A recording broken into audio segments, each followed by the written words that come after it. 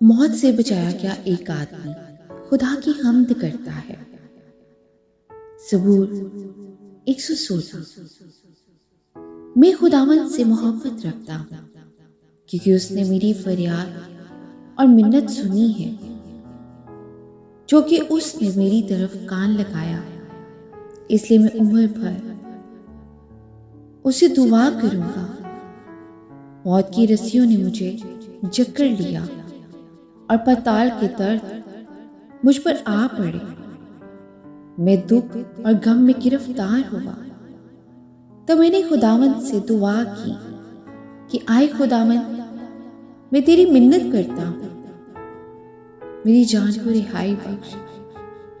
खुदावंद सादिक और करीम है, हमारा खुदा रहीम है। खुदावंद सादा लोगों की हिफाजत करता है। मैं पस्त हो गया था, उसी ने मुझे बचा लिया। आमीन, हालेलुया।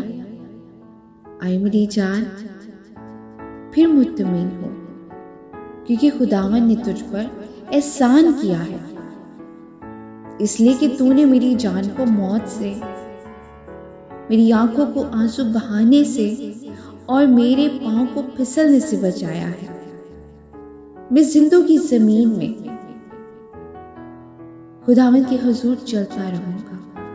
मैं ईमान रखता हूँ, इसलिए ये कहूंगा, मैं बड़ी मुसीबत में था।